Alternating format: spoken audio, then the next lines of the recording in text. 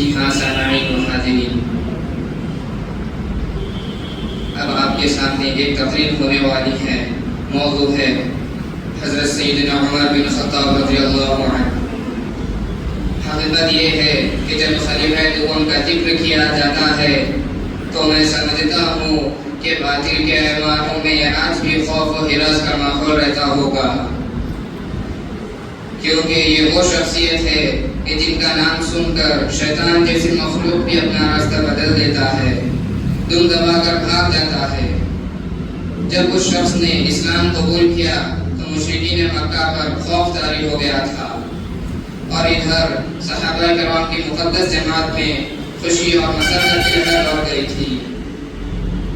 آپ کے اسلام لانے سے پہلے آقا نامدار سیدنا محمد رسول اللہ صلی اللہ علیہ وسلم حرم شریف میں نماز ادا کرنے کی حضرت صحابہ کو اجازت نہیں دی تھی۔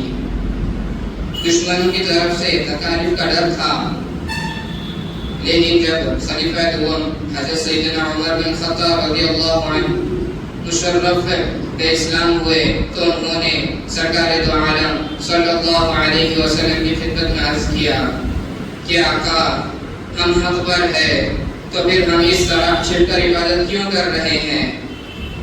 آپ اجازت دیجئے، ہم سب مکہ مکرمہ میں نماز ادا کرتے ہیں۔ میں دیکھتا ہوں کون ہے جو ہم کو حرم مکرم میں عبادت سے روکتا ہے۔ آپ صلی اللہ علیہ وسلم نے اجازت دے دی۔ اس موضوع پر روشنی ڈالنے کے لیے حافظ سید ہاشم تقریر کرنے کے لیے آ رہے ہیں۔ السلام علیکم ورحمۃ اللہ وبرکاتہ۔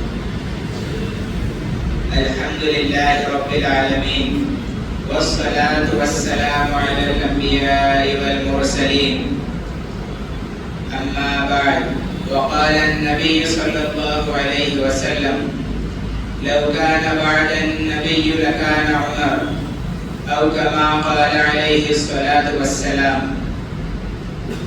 محترم حضرات اور میرے دوستو، آج کی اس باوقار محفل میں خلیفہ دوم حضرت سیدنا عمر فاروق رضی اللہ عنہ کے بارے میں گفتگو کروں گا، جن کی وجہ سے اسلام کو قوت ملی، وقار ملا، اور اسلام کی شان و شوکت میں اضافہ ہوا، اور جن کے بارے میں نبی کریم صلی اللہ علیہ وسلم نے کہا لو کان بعد النبی لکان عمر، اگر میرے بعد کوئی نبی ہوتے تو وہ عمر ہوتے۔ حضرات سامعین، حضرت عمر رضی اللہ عنہ فاروق اعظم کیسے بنے اور ان کو فاروق کیوں کہا گیا، میں اس کی وضاحت کرتے ہوئے آگے بڑھتا ہوں کہ حضرت عمر رضی اللہ عنہ حق و باطل میں فرق کرنے والے تھے۔ جب آپ مسلمان ہوئے تو آپ نے کہا ہم لوگ بیت اللہ میں جا کر نماز پڑھیں گے۔ سننے والے نے کہا کیسے پڑھیں گے، خطرہ ہے۔ تو اس بات پر حضرت عمر رضی اللہ عنہ نے کہا تو پھر میرے اسلام لانے کا فائدہ ہی کیا ہوا، آؤ بیت اللہ میں جا کر نماز پڑھیں گے۔ حضرت عمر رضی اللہ عنہ باہر نکل کر آئے اور کہا آؤ جس کو اپنے بچوں کو یتیم کرنا ہے، آؤ جس کو اپنی بیویوں کو بیوہ کرنا ہے، عمر کے سامنے آؤ۔ کسی کو ان کے سامنے آنے کی ہمت نہیں ہوئی، اور بیت اللہ میں جا کر صحابہ کے ساتھ نماز ادا کیے۔ یہ تھے حضرت عمر رضی اللہ عنہ، جن کو اللہ تعالیٰ نے حق و باطل کے درمیان فرق کرنے والا بنایا تھا۔ آج حق و باطل کی تمیز ختم ہو گئی ہے۔ آج حضرت عمر رضی اللہ عنہ کی محبت تو دلوں میں ہے، لیکن حضرت عمر رضی اللہ عنہ کی عظمت و شان جس وجہ سے تھی، ہم نے وہ کام چھوڑ دیا ہے۔ محترم حاضرین، حضرت عمر رضی اللہ عنہ کے زمانے میں قیصر و کسریٰ کی سلطنتیں لرزتی تھی۔ قیصر نے کہا کہ ذرا معلوم تو کرو یہ عمر ہے کون جس کی ہیبت سے میرا کلیجہ پھٹا جا رہا ہے۔ دیکھنے والا جب مدینہ منورہ آیا اور دیکھا کہ حضرت عمر رضی اللہ عنہ ریت پر لیٹے ہوئے ہیں اور ایک پتھر کو تکیہ بنائے ہوئے ہیں، تو دیکھنے والے کی چیخ نکل گئی کہ اس شخص کی ہیبت سے قیصر و کسریٰ کانپتے ہیں اور ان کے کلیجے پھٹے جا رہے ہیں۔ محترم حضرات، یہ تھی حضرت عمر رضی اللہ عنہ کی ایمانی طاقت و قوت کا روب و دبدبہ جس سے باطل کامتا تھا۔ حاضرین بزم، حضرت عمر رضی اللہ عنہ دن میں مسجد نبوی کے تخت پر بیٹھ کر لوگوں کی باتیں اور ان کے مسائل سنتے تھے، اور ان کا تخت بادشاہوں کے تخت جیسا نہیں تھا بلکہ مسجد نبوی صلی اللہ علیہ وسلم کی چٹائی تھی، اور اسی چٹائی پر بیٹھ کر انہوں نے 23 لاکھ مربع میل یعنی آدھی دنیا پر حکومت کرتے تھے۔ حضرت عمر رضی اللہ عنہ کے زمانے میں جب فلسطین فتح ہوا تو حضرت ابو عبیدہ رضی اللہ عنہ نے حضرت عمر رضی اللہ عنہ کو فلسطین آنے کی دعوت دی۔ حضرت عمر رضی اللہ عنہ اپنے ایک غلام اور ایک اونٹ لے کر مدینے سے چل دیے۔ باری باری دونوں اونٹ پر سوار ہوتے، کبھی غلام سوار ہوتا تو کبھی حضرت عمر رضی اللہ عنہ سوار ہوتے۔ جب فلسطین کے قریب پہنچے تو حضرت عمر رضی اللہ عنہ کی باری تھی اونٹ کی رسی پکڑنے کی، اور غلام کی باری تھی اونٹ پر بیٹھنے کی۔ غلام نے کہا، میں اپنی مرضی سے باری چھوڑتا ہوں، آپ اونٹ پر سوار ہو جائیے۔ دشمن کے مفتوحہ علاقے میں جا رہے ہیں، تازہ تازہ علاقہ فتح ہوا ہے، اسلام کی شان و شوکت ظاہر ہوگی۔ تو اس بات پر حضرت عمر رضی اللہ عنہ نے کہا، اسلام کی شان و شوکت ایسے ظاہر نہیں ہوگی، اپنی باری پر تم بیٹھو گے اور اپنی باری پر میں بیٹھوں گا۔ فلسطین کے لوگ منتظر کھڑے تھے، دور سے جب دیکھا تو کہا، اس کی حیبت سے ہم کانپتے تھے، یہ تو کوئی حبشی لگتا ہے، رنگ کالا ہے، ہونٹ موٹے ہے، اس سے زیادہ حسین تو اس کا غلام ہے جو آگے آگے چل رہا ہے۔ حضرت ابو عبیدہ رضی اللہ عنہ نے کہا، دھوکہ کھا رہے ہو، ہمارا آقا وہ نہیں ہے جو اونٹ پر سوار ہے، ہمارا آقا وہ ہے جو لگام سنبھالے آگے آگے آ رہا ہے۔ یہ تھا حضرت عمر رضی اللہ عنہ کا عدل، اور اسی وجہ سے پوری دنیا میں حضرت عمر رضی اللہ عنہ کی عظمت و شان کا ڈنکا بجا، اور 23 لاکھ مربع میل کی حکمرانی کرتے ہوئے عدل و انصاف کی ایک مثال قائم کر دیے۔ حاضرین، یہی وہ خلیفہ دوم حضرت عمر رضی اللہ عنہ ہیں جن کی زبان کو حق کی زبان کہا گیا ہے، اس لیے کہ ان کی زبان سے کلمات ادھر زمین پر نکلتے اور ادھر حضرت جبرائیل علیہ السلام اللہ کی طرف سے وحی لے کر اللہ کے رسول صلی اللہ علیہ وسلم کے پاس آ جاتے ہیں۔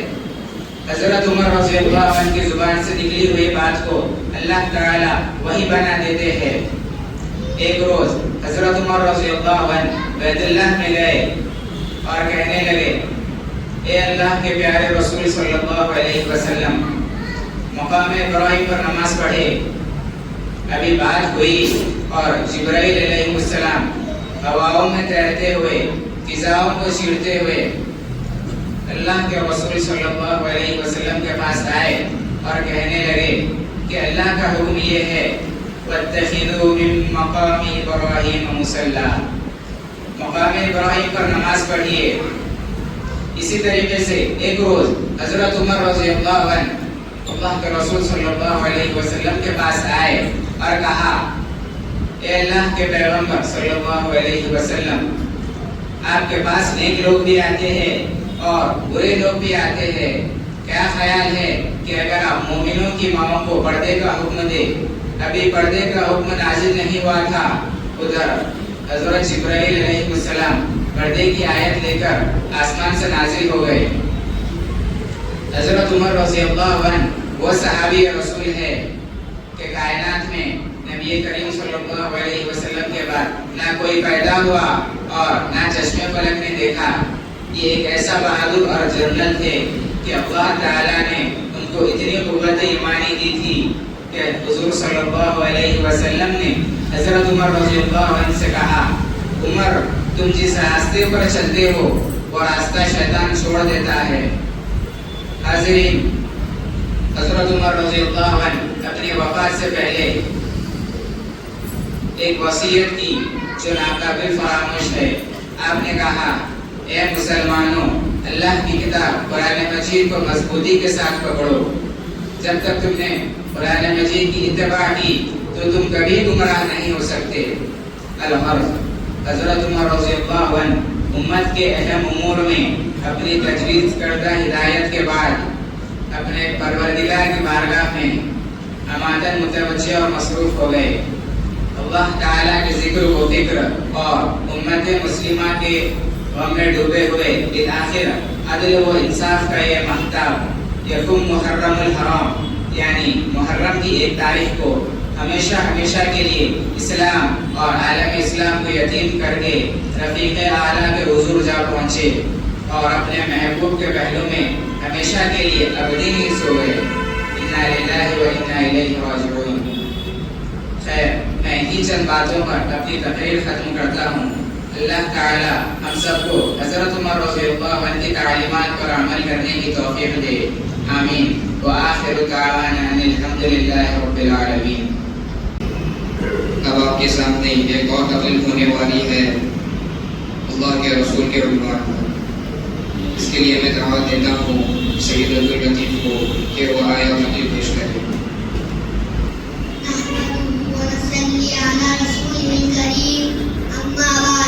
میرے بھائیوں اور سامعین کرام، السلام علیکم ورحمۃ اللہ وبرکاتہ۔ اللہ تعالیٰ بندوں تک اپنا پیغام پہنچانے کے لیے رسول بھیجتا ہے۔ رسول انسان اور خدا کے خاص بندے ہوتے ہیں۔ وہ ایسے سچے ہوتے ہیں کہ کبھی جھوٹ نہیں بولتے، ایسے نیک اور پاک ہوتے ہیں کہ کبھی گناہ یا کام نہیں کرتے۔ اللہ کے پیغام پورے بندوں تک پہنچا دیتے ہیں۔ حاضرین، دنیا میں بہت سے رسول آئے ہیں۔ سب سے پہلے رسول حضرت آدم علیہ السلام اور سب سے آخری ہمارے رسول حضرت صلی اللہ علیہ وسلم ہیں۔ آپ کے بعد قیامت تک اب کوئی رسول یا نبی نہ ہوگا۔ حضرت محمد صلی اللہ علیہ وسلم اللہ میاں کے پیارے اور مرتبہ میں سب پیغمبروں سے بڑے ہیں اور آپ صلی اللہ علیہ وسلم دونوں جہاں کے لیے رحمت ہیں۔ ہم بڑے خوش قسمت ہیں کہ ایسے بڑے رسول صلی اللہ علیہ وسلم کی امت میں پیدا ہوئے ہیں۔ میں انہی چند باتوں سے اپنی تقریر ختم کرتا ہوں۔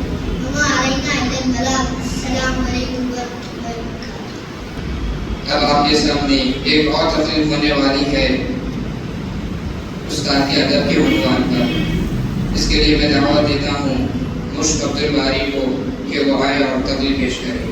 الحمدللہ رب العالمین والصلاة والسلام علی رسولہ الکریم، اما بعد۔ حاضرین و سامعین اور میرے دوستو، استاد بھی ماں باپ کے برابر ہیں۔ وہ ہم کو علم پڑھاتے ہیں، بھلے برے میں فرق کرنا سکھاتے ہیں، نئی اور اچھی باتیں بتاتے ہیں۔ جو بچے استاد کا ادب رکھتے ہیں ان کو استاد بھی دل سے چاہتے ہیں اور شوق سے پڑھاتے ہیں۔ ایسے بچے آگے چل کر بڑے خوش نصیب ہوتے ہیں اور ان کا نام دنیا میں مشہور ہوتا ہے۔ ہارون رشید مسلمانوں کے ایک بہت بڑے بادشاہ گزرے ہیں۔ ان کے 2 بیٹے تھے، ایک کا نام تھا مامون اور دوسرے کا نام تھا امین۔ دونوں ایک استاد کے پاس پڑھتے تھے کہ ایک دن استاد کسی کام سے باہر جانے کے لیے اٹھے۔ بچے یہ دیکھ کر ان کی جوتیاں سیدھی کرنے کے لیے دوڑے اور آپس میں جھگڑنے لگے کہ جوتیاں میں سیدھی کروں گا۔ ایک نے کہا نہیں میں سیدھی کروں گا۔ آخری میں فیصلہ ہوا کہ ہر ایک بچہ ایک جوتی سیدھی کر کے رکھ دے۔ جب یہ بات بڑے بادشاہ ہارون رشید کو معلوم ہوئی تو وہ اپنے بچوں سے بہت خوش ہوئے اور ان کو انعام دیا۔ دوستو، یہی مامون اور امین بڑے ہو کر بادشاہ ہوئے اور آج تک ان کا نام دنیا میں مشہور ہے۔ حاضرین، اب ہم سب کو معلوم ہو گیا ہے کہ جو لوگ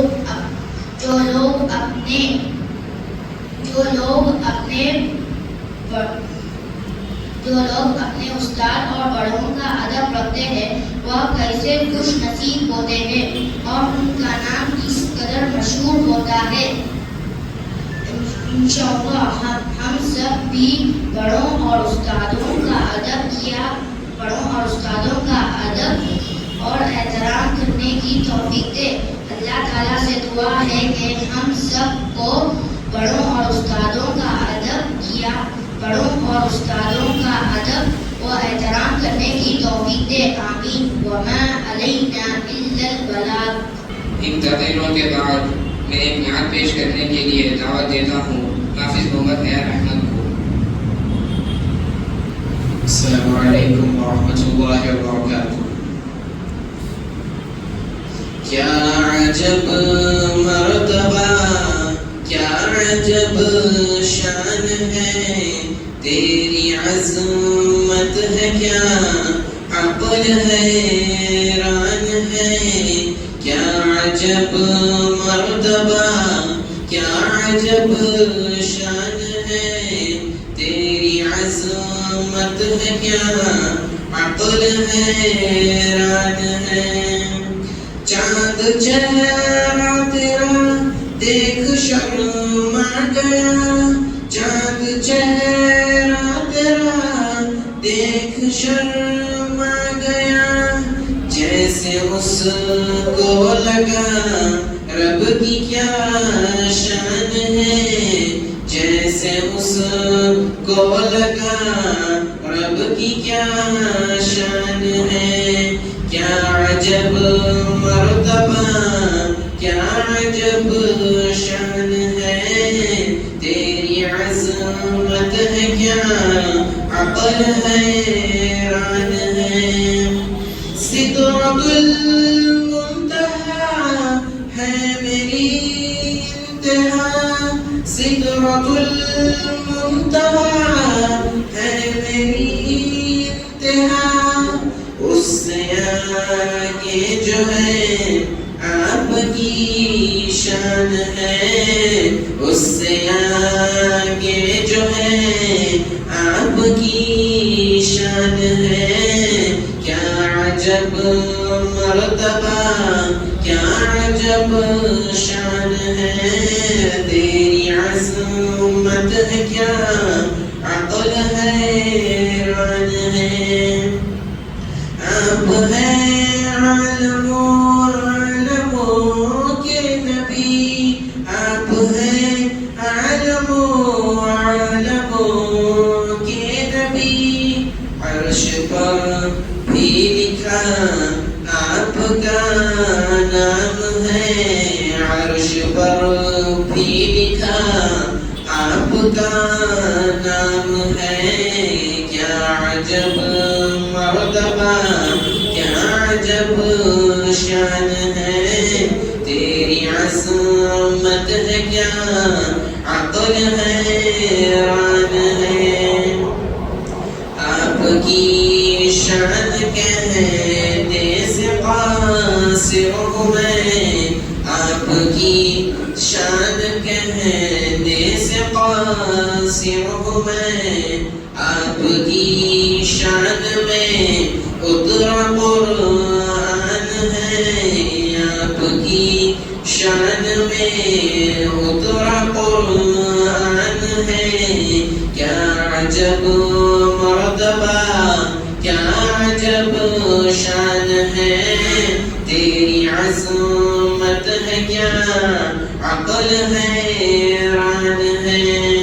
रब ने दामन में ही सभी रख दिए, रब ने दामन में ही सभी रख दिए। है कोई मुर्तज़ा, कोई उस्मान है कोई मुर्तज़ा, कोई उस्मान है। क्या अजब मर्तबा, क्या अजब शान है, तेरी अज़मत में, तेरी अज़मत है क्या अक़ल हैरान है। सीरते मुस्तफ़ा पढ़ के दंग रह गया, सीरते मुस्तफ़ा पढ़ के दंग रह गया। ظاہر یہاں آ کے حیران ہے، عقل ظاہر یہاں آ کے حیران ہے، کیا عجب مرتبہ کیا عجب شان ہے، تیری عظمت ہے کیا عقل حیران ہے۔ ہاتھ اٹھتے ہیں گر احمد کے اگر، ہاتھ اٹھتے ہیں گر احمد کے اگر، ہو شفاعت میری میرا ارمان ہے، ہو شفاعت میری میرا ارمان ہے، کیا عجب مرتبہ کیا عجب شان ہے، تیری عظمت ہے کیا عقل حیران ہے، تیری عظمت ہے کیا عقل حیران ہے، تیری عظمت ہے کیا عقل ہے